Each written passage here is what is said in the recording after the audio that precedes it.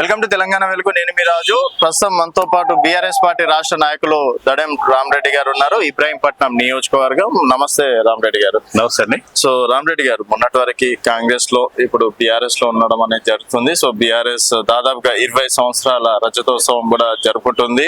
And BRS party నుంచి రజతోత్సవాలు 25 సంవత్సరాలు దాంట్లో పార్టిసిపేట్ చేయడం ఏ విధంగా అనిపిస్తుంది? ముందుగా గుర్తుపెట్టుకోవాల్సింది ఏంటంటే బీఆర్ఎస్ పార్టీ అనేది ఈ 1.5 year క్రితం నేను కాంగ్రెస్ పార్టీ నుంచి బీఆర్ఎస్ లో చేరడం అయింది. ఈ 1.5 year నుంచి నేను బాగా అబ్జర్వ్ చేస్తే ఏంటంటే మన ఇంటి పార్టీ లాగా మన ఇంట్లో అన్నదమ్ములం ఎట్లయితే ఉంటామో అదే విధంగా బీఆర్ఎస్ పార్టీలో ఉంది. అయితే ఇంతకు ముందు కాంగ్రెస్ పార్టీ నేను ఎన్ఎస్సీఐ యూత్ కాంగ్రెస్ అన్ని చేస్తూ నమ్మించి నన్ను గొంతు కోసి మెడల్ బట్టి బయటికి నూకడం జరిగింది. దానికి నమ్మించి గొంతు కోసినందుకు మేము దాన్ని వదిలేసేసి వీళ్ళు నేను ఇండిపెండెంట్ చేసి నా సత్తా ఏందో ఇబ్రాహీంపట్నం నియోజకవర్గంలో చూపిద్దామని అంటే బీఆర్ఎస్ వాళ్ళు కేటీఆర్ గారు మా ఇంటికి వచ్చి, వద్దు ఇప్పటికే నువ్వు చాలా ఖర్చు పెట్టుకున్నావు, నీకు చాలా అన్యాయం జరిగింది, ఆ అన్యాయాన్ని మేము ఫుల్ఫిల్ చేస్తామని టీఆర్ఎస్ పార్టీలోకి రావడం జరిగింది. అయితే ఈ 1.5 year నుంచి చూస్తే ఇన్ని రోజుల నుంచి నేను బీఆర్ఎస్ పార్టీలో ఎందుకు చేరలేదు అని అనుకుంటున్నాను. కానీ నేను ఇన్ని రోజులు చేరలేనందుకు చాలా తప్పు చేశానని కూడా అనుకుంటున్నాను. ఇప్పటి నుంచి బీఆర్ఎస్ లో నా సత్తేందో చూపిస్తా. నేను ఒక కార్యకర్తలాగా బీఆర్ఎస్ పార్టీకి పనిచేస్తాను. మరియు మా ఇబ్రాహీంపట్నంలో బీఆర్ఎస్ జెండా రాబోయే ఎలక్షన్లలో, స్థానిక ఎలక్షన్స్ గానీ రేపు వచ్చే జనరల్ ఎలక్షన్స్ లో గానీ బీఆర్ఎస్ జెండా ఎగిరేసి చూపిస్తాము. అదే విధంగా రేపు జరగబోయే స్వర్ణోత్సవాల్లో కేసీఆర్ గారు అనుకున్న దానికంటే ఎక్కువ జనాలు వచ్చి ఆ సభని సక్సెస్ చేస్తారు. ఎందుకంటే ఊళ్ళల్లో పోయి చూస్తుంటే ఈ 10 ఏళ్లలో ఊళ్ళల్లో ఎట్లా ఉంటే కాంగ్రెస్ టిఆర్ఎస్ పార్టీ చేసినప్పుడు, ప్రభుత్వం ఉన్నప్పుడు ఈ 1.5 year లో నీళ్ళు లేక, కరెంటు లేక, అదే విధంగా ఇచ్చిన హామీలు కాంగ్రెస్ పార్టీ అమలు చేయలేక చాలా ప్రజలంతా కాంగ్రెస్ పార్టీతో మీద చాలా వ్యతిరేకత ఉన్నారు. అదే విధంగా ఇప్పుడు రేపు అంటే కాదన్న, మీరు అంటున్నారు చాలా వ్యతిరేకత అది అని చెప్పేసి, నిజంగా అంటే మీరు కాంగ్రెస్ పార్టీ మీకు అన్యాయం చేసిందని చెప్పేసి మీరు ఈ మాట అంటున్నారా? అండ్ మీ ఇబ్రాహీంపట్నం నుంచి ఆయన మంత్రి అవ్వబోతున్నారు. సో రేపు ఆయన మంత్రి అవుతే ఇబ్రాహీంపట్నం ఇంకా బ్రహ్మాండంగా అభివృద్ధి జరుగుతుంది. సో ఇన్ని బెనిఫిట్స్ వదిలిపెట్టి మీరు ఏదో బీఆర్ఎస్ పార్టీలో ఉన్నాం విమర్శించాలని చెప్పేసి విమర్శిస్తున్నారా మీరు? ఇప్పుడు నేను కాంగ్రెస్ పార్టీ గురించి నువ్వు అన్నదానికి బయటికి వెళ్ళా కాబట్టి విమర్శిస్తున్నాని అనుకోవడం తప్పు. ఎందుకంటే నేను కాంగ్రెస్ పార్టీ గురించి విమర్శించదలుచుకోలేదు. సరే, ఉన్న ఎమ్మెల్యేకు మంత్రి వస్తే సంతోషమే, కానీ ఆయన ఎమ్మెల్యే గెలిచి దాదాపు 1.5 సంవత్సరం అవుతుంది. ఎన్ని వర్క్స్ చేసాడు, ఎంత డెవలప్మెంట్ చేసాడు కాన్స్టిట్యున్సీలో, ఇప్పటి వరకు ఎంత అభివృద్ధి జరిగింది కాన్స్టిట్యున్సీలో, ముందు అది చేసుకోమాను. ఆ తర్వాత మంత్రి అయినాక చేస్తాడు. 1.5 year ఎమ్మెల్యే అయ్యి ఏం డెవలప్ చేసాడు, ఎంత ఫండ్ తెచ్చాడు. రేపు మంత్రి అయినాక తెస్తాడని గ్యారెంటీ. సరే, రేపు మంత్రి అయితే సంతోషమే, మాకు కూడా మా కాన్స్టిట్యున్సీకి వచ్చి మంత్రి అయ్యి ఆయన డెవలప్ చేస్తే మంచిదే. కానీ వాళ్ళు ఇచ్చిన హామీ మెయిన్ గా మేజర్ గా ఇచ్చింది ఏంటంటే, కాంగ్రెస్ పార్టీ మేజర్ గా ఇచ్చింది ఏంటంటే ఫార్మాసిటీ రద్దు చేస్తాము అని చెప్పారు మా కాన్స్టిట్యున్సీలో. అయితే ఈ రోజు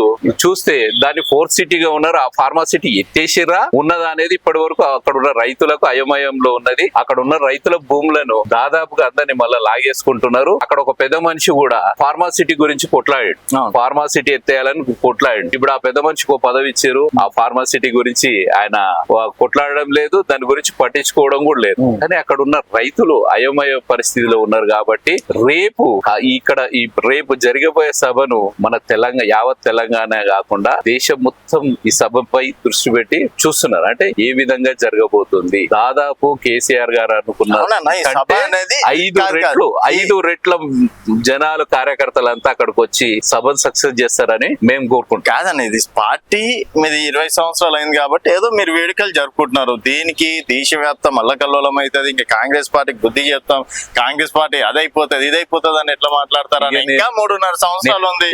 సో రేవంత్ రెడ్డి టీపీసీసీ అధ్యక్షుడు 3 సంవత్సరాల్లోనే కేసీఆర్ ని గద్దదించిండు. సో ఇంకా 3.5 సంవత్సరాలు సీఎం పీఠం మీద కూర్చుండు. బరాబర్ ఇంకో 5 సంవత్సరాలు సీఎం ఉంటారని. ఇప్పుడు దాని రేవంత్ రెడ్డి గారు 3 సంవత్సరాలు పిసిసి అధ్యక్షుడు అయ్యి కేసీఆర్ దింపిండు అనేది అది అవాస్తవం. ఎందుకంటే ఆల్రెడీ టిఆర్ఎస్ గవర్నమెంట్ 10 సంవత్సరాలు అయింది. గవర్నమెంట్ 2 టర్ములు వచ్చింది. అదే విధంగా ఏంటంటే కళ్ళబొల్లి అబద్ధాల పుట్టకాలు దాదాపు 420 హామీలు ఇచ్చేసి మెయిన్ గా 6 గ్యారంటీలు ఇచ్చారు. మన దగ్గర ఏంటంటే తెలంగాణ ఇంతకుముందు ఉమ్మడి ఆంధ్రప్రదేశ్ తీసుకున్నా ఏది చూసుకున్నా 10 సంవత్సరాలు ఒకరికి అట్లా ఇచ్చుకుంటూ వచ్చింది కాబట్టి అదొకటి 6 గ్యారంటీలతోని హామీలు బాగుంటదేమో, ఇంకా సరే కేసీఆర్ చేసాడు, ఇంకా కాంగ్రెస్ వాళ్ళు వస్తే ఇంకా డెవలప్ చేస్తారేమో, తెలంగాణ ఇంకా ముందుకు పోతుందేమో అనే ఉద్దేశంలో నీకు టిఆర్ఎస్ కాకుండా కాంగ్రెస్ కి వేయడం జరిగింది. కాంగ్రెస్ అధికారంలోకి రావడం జరిగింది. కానీ ఈ 1.5 year లో చూసేసి అరే ఎందుకు రాయ్యాం అనవసరంగా మనం కేసీఆర్ కి వేయకుండా టిఆర్ఎస్ తెచ్చుకోకుండా కాంగ్రెస్ తెచ్చుకొని మన దాంతో మనమే ఇది చేసుకున్నట్టు అయిపోయింది అనే ఉద్దేశంలో ఉన్నారు. అయితే ఎలక్షన్ ఇంకొకటి ఆలోచన చేయాల్సింది ఏంటంటే ఎలక్షన్ లో ప్రచారం తిరిగేటప్పుడు ప్రతి ఒక్కరు ఏమన్నారంటే మేము ఓటర్ ఏమంటారంటే నేను కాంగ్రెస్ కోటేసిన కానీ పైన కేసీఆర్ గారు సీఎం మాత్రం కేసీఆర్ కావాలంట. పబ్లిక్ ఏంటంటే నీ కింద ఓటేయండి ఎమ్మెల్యేలు గెలవంది కేసీఆర్ గారు సీఎం ఎట్లయితారు? వెనకటికి ఏదో సామర్థ్యం ఉంది కదా, రాజుగారు పండుగ చేద్దామంటే అందరు పాలు తెచ్చిపోయారంటే నేను ఒక నీళ్ళు వస్తే ఏమవుతుంది అని ఉద్దేశంతో అందరు ఏం చేసిరు అని అంటే దాన్ని అందరూ నీళ్ళు పోసి లాస్ట్ చూస్తే కుండ చూస్తే నీళ్ళ భయం అయినట్టు ఈడ కూడా ఏమైపోయింది అని అంటే పబ్లిక్ అంతా నేను ఒకరిని కాంగ్రెస్ కి వేస్తే ఏమైతుంది, నేను ఒకరి కాంగ్రెస్ కి వేస్తే తర్వాత చూస్తే దాని రిజల్ట్ కాంగ్రెస్ కి వచ్చింది. ఎందుకంటే కాంగ్రెస్ కాదని మేము అంటలేము. సరే కేసీఆర్ గారు కూడా సంవత్సరం నుంచి వెయిట్ చేసిండు, వాళ్ళు గవర్నమెంట్ వచ్చింది మంచిగా పని చేసుకొని అనేసి ఆయన కూడా వెయిట్ చేసిండు, అందరం వెయిట్ చేసినాం. మేము కూడా ఇప్పటి వరకు ఏం మాట్లాడలేదు. ఇప్పటికైనా కూడా కాంగ్రెస్ గవర్నమెంట్ వాళ్ళు ఇచ్చిన హామీలు కానీ ఇంకేమేమి చూసారో ఇప్పటికైనా హామీలన్నీ నిలబెట్టుకొని పనులు చేసి తెలంగాణను ముందుకు తీసుకుపోతే సంతోషమే. మా కాన్స్టిట్యున్సీలో తీసుకోబోతున్నారన్న మీరు సోషల్ మీడియాలో అవి ఇవి పెట్టేసి ఎగ్జాంపుల్ చిన్న 400 ఎకరాల్లో మంచి ఐటీ హబ్ కట్టించి వేలాది మందికి ఉద్యోగాలు కల్పిస్తామంటే మీరు ఏ క్రియేషన్లు చేసి అడ్డుకుంటున్నారు.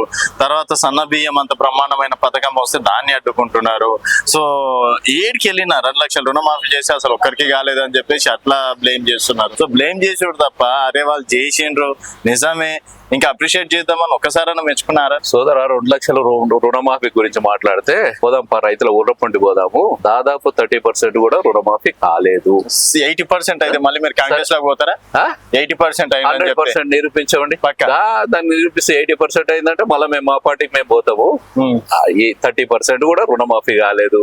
రైతు బంధు అన్నాడు, ఏదో ఫస్ట్ సెలెక్ట్ చేసిన ఏవైతే మండలాలు ఉన్నాయో ఆ మండలాలకు ఒక 5 ఎకరాల వరకు ఏదో పడ్డట్టుంది. తర్వాత ఎవరికి లేదు. సన్న బియ్యం అంటారు, ఎంత శాతం ఇచ్చారు? రేషన్ కార్డు ఓడ్లకు ఎంతమంది ఇచ్చారు? ఏదైతే ప్రోగ్రామ్స్ వరకు ఉందో అంతవరకే ఉన్నాయి, తర్వాత ఎక్కడ లేదు కదా.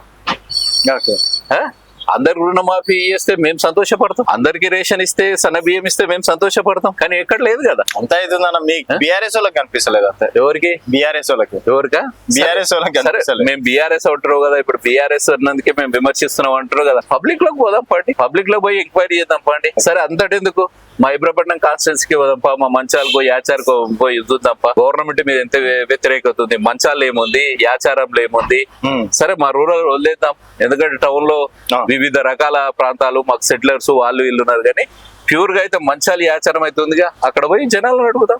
ఓకే, మీ ఎమ్మెల్యే గారి పనితీరు ఇక అది నేను మాట్లాడితే బాగుంటుందండి. ఎందుకంటే నేను కూడా ఆయన మీద టికెట్ కొట్లాడి వచ్చినా కాబట్టి ఇవాళ నేను ఏది విమర్శించినా పడకు ఆయన పార్టీల వారి విమర్శిస్తున్నట్టు కాబట్టి అది నేను మాట్లాడకపోవడం మంచి పద్ధతి. ఇప్పుడు బీఆర్ఎస్ అయితే కంఫర్టబుల్ చెప్పిన ఇంటి పార్టీ లాగా ఉన్నది. మన ఇంట్లో ఎలా అయితే తిరుగుతామో నా కేటీఆర్ అన్న గారు అని కవిత గారు కానీ ఇంకా అదర్ పెద్ద నాయకులంతా ఎవరు చూసినా కూడా హార్ట్లీ వెల్కమ్ అంటారు. ఒక తమ్మిన్ లాగా ఒక సోదరు లాగా ఈ పార్టీలో చూసుకుంటాం. మా ఇంట్లో మా అన్నదమ్ములు ఎట్లా అయితే ఉంటారో ఇక్కడ కూడా అదే విధంగా ఉంది కాబట్టి ఇప్పుడు అదే కాంగ్రెస్ లో ఉంటే ఏదైనా మంచి కార్పొరేషన్ చైర్మన్ ఇంకేదో వచ్చేది అండి.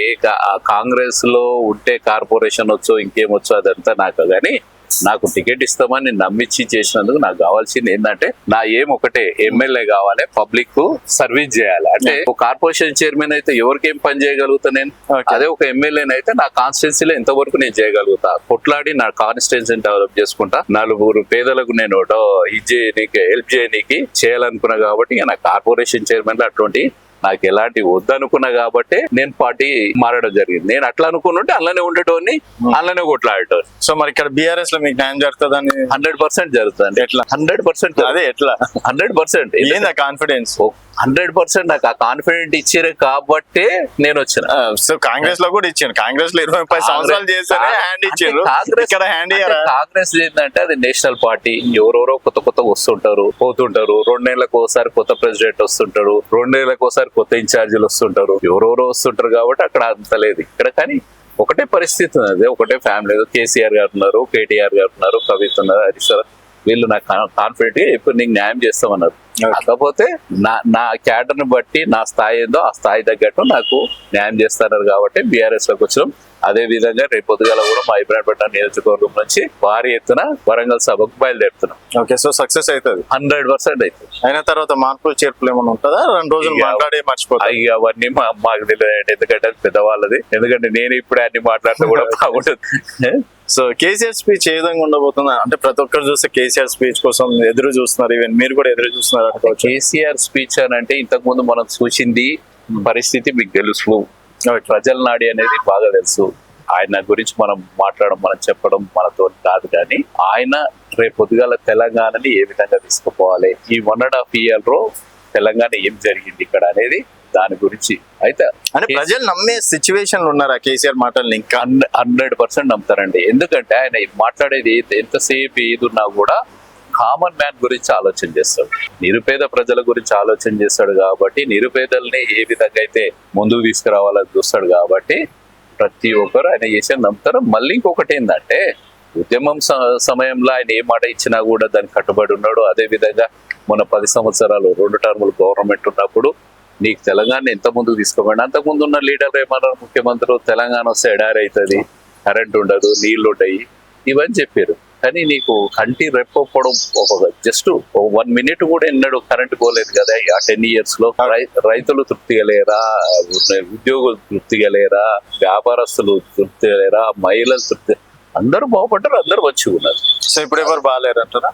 ఇప్పుడు ఎవరు బాగాలేరు నేను చెప్తే బాగుండదు కదా, ఎందుకంటే నేను ఇప్పటిదాకా చెప్పినా కదా, నువ్వే అన్నావు కాంగ్రెస్ నుంచి బయటకు వచ్చినావు కాబట్టి కాంగ్రెస్ నువ్వు విమర్శిస్తున్నా అంటున్నావు కాబట్టి అది నేను మాట్లాడకపోవడమే బాగుంటది. సో ఫైనల్ గా ఏం చెప్తారు రజతోత్సవ సభ? ఫైనల్ గా రజతోత్సవం మేము అనుకున్న దానికంటే ఆయన ఎక్స్పెక్ట్ చేసిన దానికే 5 times ఎక్కువ వస్తారని ఎక్స్పెక్ట్ చేస్తున్నాం. ఓకే, రేపు ఎందుకంటే వాతావరణం ఎండలు విపరీతంగా కొడుతున్నాయి. అయినా కూడా వారం రోజుల నుంచి ఎడ్ల బండ్ల మీద, కొంతమంది యువకులు పాదయాత్రల మీద, కొంతమంది కాళ్ళ, చాలా మటుకు ఈ రోజు కొంతమంది మా కాన్స్టిట్యున్సీ నుంచి కూడా ఇవాళ మధ్యాహ్నం వెళ్ళిపోతారు. ఎందుకంటే రేపు పొద్దుగాల ట్రాఫిక్ అయ్యి మేము సభకు చేరుకోమో అనేసి ఉద్దేశంలో ఉంది. అంటే ఇంత ఫార్వర్డ్ ఉంటారు అని అంటే రేపు ఎంతమంది భారీ ఎత్తున వస్తారు, భారీ ఎత్తున మీటింగ్ సక్సెస్ అవుతారు. ఓకే అండి, థ్యాంక్ యూ సో మచ్ అండి. ఇబ్రహీంపట్నం కూడా త్వరలో వచ్చే ప్రయత్నం చేస్తాం. మీరు అన్నట్టు 80% అయినా 40% అయినా కూడా చూద్దామండి. సో ఇది దడేం రామరెడ్డి గారితో స్పెషల్ చిట్ చాట్. మరో గెస్ట్ మళ్ళీ కలుద్దాం. చూస్తూనే ఉండండి తెలంగాణ.